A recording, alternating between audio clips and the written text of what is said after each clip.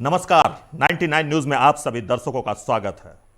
आज हमारे साथ खास बातचीत करने के लिए झारखंड मुक्ति मोर्चा के केंद्रीय महासचिव और प्रवक्ता विनोद पांडे हैं। आइए सीधे हम उन्हीं से कुछ सवालों के जवाब लेते हैं, क्योंकि झारखंड में इन दिनों सवाल कई हैं लेकिन जवाब किन्हीं के पास नहीं है। तो आइए सीधे हम चलते हैं विनोद पांडे के पास। सर, 99 न्यूज में आपका बहुत बहुत स्वागत है।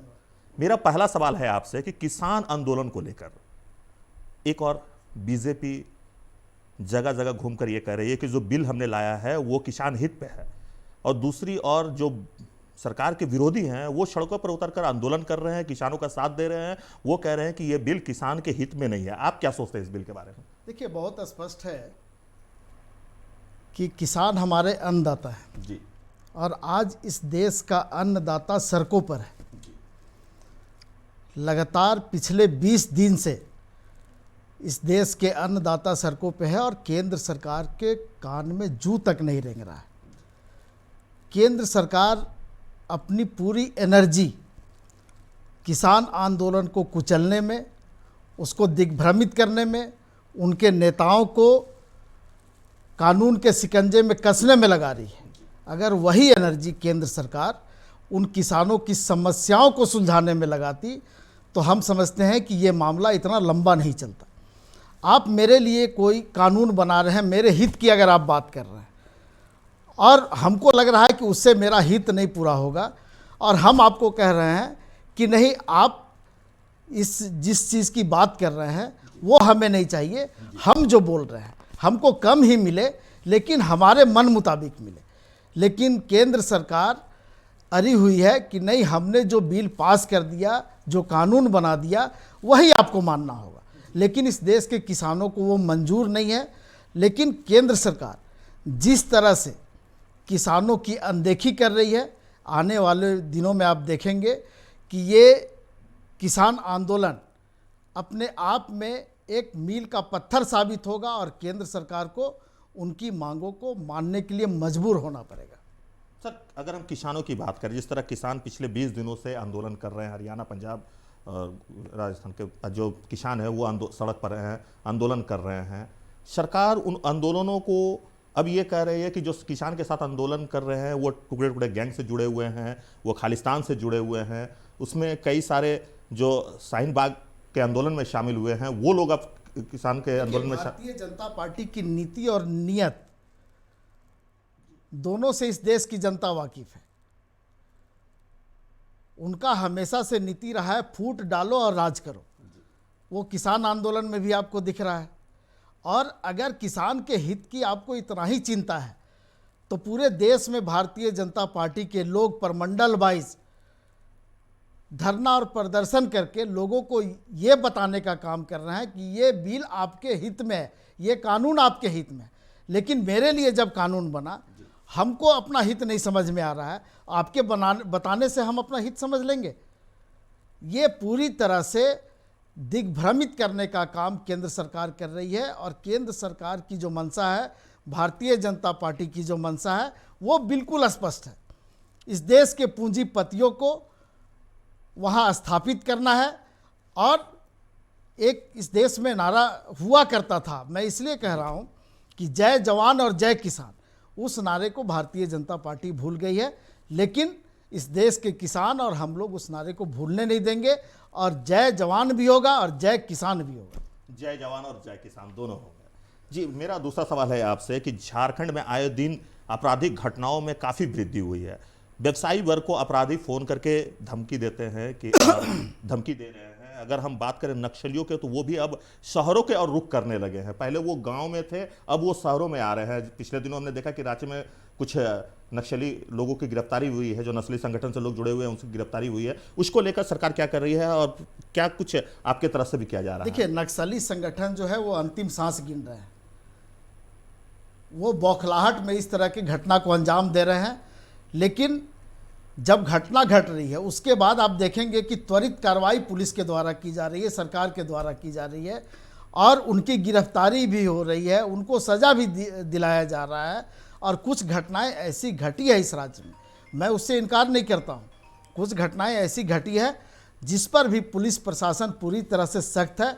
सरकार पूरी तरह से गंभीर है और आने वाले दिनों में आप देखेंगे, आज भी जो पुलिस विभाग के आंकड़े बताते हैं वो 96% ऐसे मामले हैं जिसका कि डिस्पोजल हो चुका है, जिसमें लोगों को गिरफ्तार भी किया जा चुका है और उनको कानूनी जो दंड मिलना चाहिए वो भी मिल चुका है।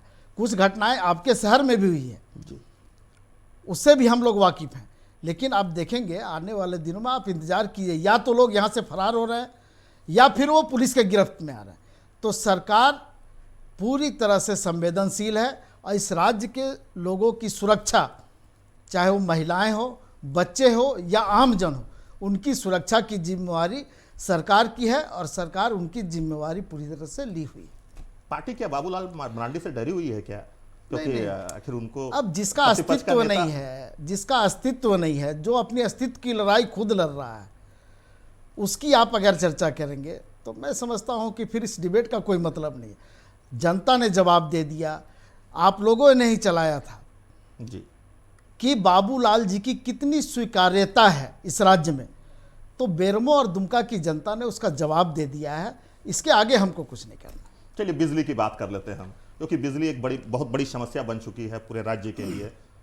बार बार डीवीसी की तरफ से नोटिस भेजा जा रहा है कि आप बिजली बिल भुगतान करें। केंद्र जो है वो अपना पैसा काट लेती है वहीं से। तो केंद्र और राज्य के बीच में जनता आखिर कब तक पिसेगी और उसके लिए क्या कुछ आप लोग? देखिए, जनता पिस नहीं रही है। केंद्र सरकार जिस तरह से राज्य सरकार के साथ सौतेला व्यवहार कर रही है वो आप लोगों ने भी देखा है। किस तरह से राज्य सरकार के अकाउंट से बाजबरन पैसा काट लिया जाता है केंद्र सरकार के द्वारा, और उसके बाद डीवीसी के तरफ से राज्य सरकार को धमकाया भी जाता है जी। बिजली हमारा, जमीन हमारा, पानी हमारा, और आप हम ही को धमकी दे रहे हैं, जबकि हम पैसा भी दे रहे हैं। और पैसा भी कोई हेमंत सोरेन सरकार के समय का बकाया नहीं है, ये रघुवर दास जी के समय का बकाया है। उस समय तो केंद्र सरकार ने ऐसा नहीं किया, उस समय तो डीवीसी ने बिजली काटने का काम नहीं किया। लेकिन जैसे ही हेमंत सोरेन जी के नेतृत्व में सरकार बनी, केंद्र सरकार ने गुंडागर्दी दिखाया, गुंडागर्दी के सहारे ये राज्य सरकार के अकाउंट से बाजबरन पैसा काटा गया। सर, अगर हम बात कर लें कोरोना काल की, क्योंकि अब कोरोना का वैक्सीन जो है वो कुछ ही दिनों में आने वाला है, तो राज्य के सभी लोगों तक कोरोना का वैक्सीन पहुंचे, इसके लिए सरकार की तरफ से क्या कुछ रणनीति बनाई गई है? किस तरह से आप हर किसी को, हर लोगों तक ये वैक्सीन पहुंचे, उसके लिए क्या कुछ करने जा रहे हैं? देखिए, केंद्र सरकार का भी इस पर गाइडलाइन है, ICMR का भी गाइडलाइन है, और इस राज्य में कोरोना वैक्सीन सभी तक पहुंचे, ये सरकार की भी जिम्मेवारी है और आपकी और हमारी भी जिम्मेवारी है जी। लेकिन उसमें कुछ प्राथमिकताएं तय की गई है। उन प्राथमिकताओं के आधार पे ही आपको और हमको कोरोना वैक्सीन मिलेगा। चलिए, अगर पुलिस भर्ती की बात करें, क्योंकि मेरिट लिस्ट जो है वो एक बार निकल चुका है, दूसरा मेरिट लिस्ट जो है वो अभी तक फंसा हुआ है। अभ्यर्थी जो हैं वो आंदोलन कर रहे हैं, आज रांची में भी वो लोग आंदोलन कर रहे हैं। तो उन लोगों की जो मांग है कि हमें जल्द से जल्द जो मेरिट लिस्ट है उसको जारी किया जाए। आखिर सरकार क्यों नहीं जारी कर रही है मेरिट लिस्ट? नहीं, इसमें सरकार जारी नहीं कर रही है ऐसा कोई बात नहीं है जी। ये हमारे समय का ये सब मामला नहीं है, ये मामला पूर्ववर्ती सरकार के समय का है। लेकिन पहला लिस्ट और जारी हो चुका है मेरिट लोग लिस्ट। जो आंदोलनरत है जी। उनको थोड़ा धीरज रखना चाहिए। बहुत सी चीज़ें ऐसी होती है कि जो समय के अनुसार आपके सामने आएगी। जी। इस सरकार ने हेमंत सोरेन जी के नेतृत्व में जब काम करना शुरू किया, उसके बाद विधानसभा का सत्र प्रारंभ होता है और उसके बाद हम लोग कोरोना महामारी के चपेट में आते हैं। जी। सिर्फ ये राज्य ही नहीं, पूरा देश और दुनिया कोरोना महामारी के चपेट में आया। उसके बाद अब धीरे धीरे ये सारी चीज़ें अपने जगह पे आ रही है, व्यवस्थित हो रही हैं। इस संक्रमण से भी हम लोग को ऐसा उम्मीद है कि हम लोग बहुत जल्द निजात पा लेंगे। जी। तो ये सारी समस्याएं जो है उससे भी हम राज्य की जनता को और जो आंदोलनकारी हैं, जो आंदोलनरत हैं, उनको भी निजात मिल जाएगा। रोजगार को लेकर सरकार की क्या नीति है? रोजगार को लेकर के सरकार पूरी तरह से गंभीर है। आपने देखा होगा कि बहुत सी ऐसी योजनाएं सरकार के द्वारा बनाई गई है जिसमें कि रोजगार का सृजन हो रहा है, लोगों को रोजगार मिल रहा है जी। और बहुत ऐसी वैकेंसियां अभी आएंगी जिससे कि हजारों की संख्या में लोगों को रोजगार भी मिलेगा, नौकरी भी मिलेगा और रोजगार के लिए, स्वरोजगार के लिए सरकार कृत संकल्प है। और 29 तारीख को सरकार का 1 साल पूरा होने को है। उसके पहले इस राज्य के मुख्यमंत्री बहुत सी घोषणाएं करेंगे, बहुत सी बातें अभी मैं आपके सामने यहाँ पे नहीं रख सकता हूँ, चूँकि वो उचित नहीं होगा, लेकिन बहुत सी बातें अभी आपके सामने आएंगी, इस राज्य के लोगों के सामने आएंगी। और हम विश्वास दिलाते हैं कि इस राज्य के लोगों की जो अपेक्षा हेमंत सोरेन जी से है, शिबू सोरेन जी से है, झारखंड मुक्ति मोर्चा से या गठबंधन की सरकार से, उन अपेक्षाओं को हम पूरा करेंगे। इसके लिए पूरी तरह से झारखंड मुक्ति मोर्चा और ये सरकार कृत संकल्पित है। स्थानीय नीति को लेकर क्या कुछ है सर आपके पास? देखिए, स्थानीय नीति हमारे संकल्प पत्र में है, हमारे मैनिफेस्टो में है। हम चुनाव के समय जब राज्य की जनता के सामने हम गए थे, हमने बहुत से वादे किए राज्य की जनता से, और उन वादों को हम प्राथमिकता के आधार पर लागू कर रहे हैं।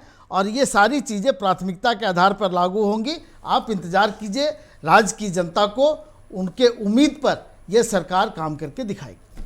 विनोद पांडे का धनबाद आगमन कितना असर पड़ेगा कार्यकर्ताओं पर? देखिए, आज यहाँ पर झारखंड कोलोरी मजदूर यूनियन का जो बीसीसीएल जोनल कमेटी है, उसके साथ में हम लोगों की बैठक थी। और स्पष्ट रूप से मैं बता दूं कि संगठन को मजबूत करने की दिशा में ये पहल है। माननीय गुरुजी हेमंत सोरेन जी के निर्देश पर यह कार्यक्रम रखा गया था और कार्यकर्ताओं में उनके अंदर ऊर्जा उत्पन्न करने के लिए ये सारी चीज़ें की गई थी। संगठन को और धारदार हम कैसे बनाएं, मजदूरों की जो समस्या है उसको लेकर के हम कैसे मुखर हों ताकि उनकी समस्याओं का समाधान हो, इन सारे विषयों पर चर्चा हुई। और पार्टी के जो केंद्रीय समिति के जो लोग हमारे यहाँ धनबाद जिला में हैं, उनका भी सहयोग हमने मांगा। उन सबों का सहयोग मिला, सब लोग उस बैठक में भी उपस्थित थे और सब लोग मिलजुल करके संगठन को भी और यूनियन को भी मजबूत करने का संकल्प लिए उस बैठक में। और आने वाले दिनों में इस बैठक का परिणाम भी आपको जरूर दिखेगा। अगर हम झारखंड की बात करें, झारखंड में भी किसान हैं, किसान आंदोलन एक तरफ तो चल ही रहा है, लेकिन जो झारखंड के किसान है उसकी धान की जो बिक्री होती थी, खरीद होता था सरकार की तरफ से, वो अब तक शुरू नहीं किया गया है। नहीं, शुरू हुआ है, लेकिन कुछ भ्रम भी फैलाया गया है। मैं आपका नाम नहीं लूँगा या मीडिया का नाम नहीं लूँगा, लेकिन कुछ भ्रम भी फैलाया गया है। और इस राज्य में एमएसपी के तहत ही धान की भी खरीद हो रही है और किसानों को कोई भी परेशानी नहीं होगी। और उनकी जितनी भी फसलें हैं, जिसको वो बेचना चाहते हैं, जिसको वो देना चाहते हैं, उनको सरकारी दर पे वहाँ पर पैसा मिलेगा। लेकिन सर, मैं आपको बता देता हूँ कि धनबाद से महज 5 किलोमीटर की दूरी पे जयनगर एक बस्ती है जहाँ किसान रहते हैं, और मैंने वहाँ खुद रिपोर्टिंग किया है। वहाँ जो बिचौलिया है वो मात्र 1000 रुपया पे धान खरीद के लेके चले जा रहे हैं। इस पूरे खबर का संज्ञान डीसी ने लिया है और दूसरे दिन फिर आदेश दिया है कि धान की खरीदारी होगी। और उस पर बिल्कुल आपने सही बात कही कि बहुत से जगहों पर बिचौलिए हावी हैं, उन बिचौलियों को भी समाप्त करने का काम किया जा रहा है। ये एक दिन में ये खत्म नहीं होगा, इसमें समय लगेगा। और आपको मैं विश्वास दिलाना चाहता हूँ, धनबाद की बात हो या अन्य जिलों की बात हो, बिचौलियों का जो राज है उसको जरूर खत्म किया जाएगा। और ये सरकार की पैनी नज़र है, विभाग की पैनी नज़र है और स्थानीय प्रशासन की भी पैनी नज़र है। आपने बहुत अच्छा काम किया, आप धन्यवाद के पात्र हैं कि इस तरह के जो मामले थे उसको आपने लोगों के संज्ञान में लाने का काम किया, प्रशासन के और सरकार के संज्ञान में लाने का काम किया।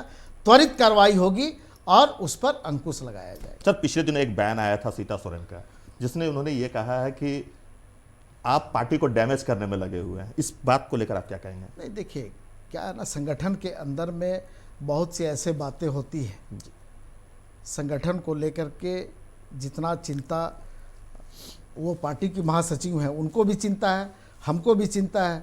और संगठन को मजबूत करने की दिशा में हम सभी लोग काम करते हैं जी। तो वो सम्माननीय है, पार्टी की महासचिव हैं, उनके द्वारा कोई बातें बोली गई वो अध्यक्ष के संज्ञान में है। और जब अध्यक्ष के संज्ञान में है तो मैं उस पर कोई टिप्पणी करना उचित नहीं समझूंगा। चलिए, बहुत बहुत धन्यवाद विनोद पांडे जी।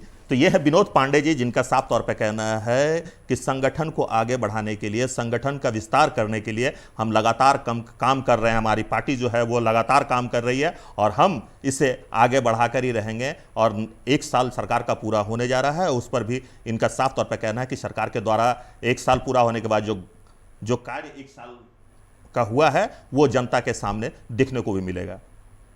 अभी के लिए बस इतना ही। नमस्कार।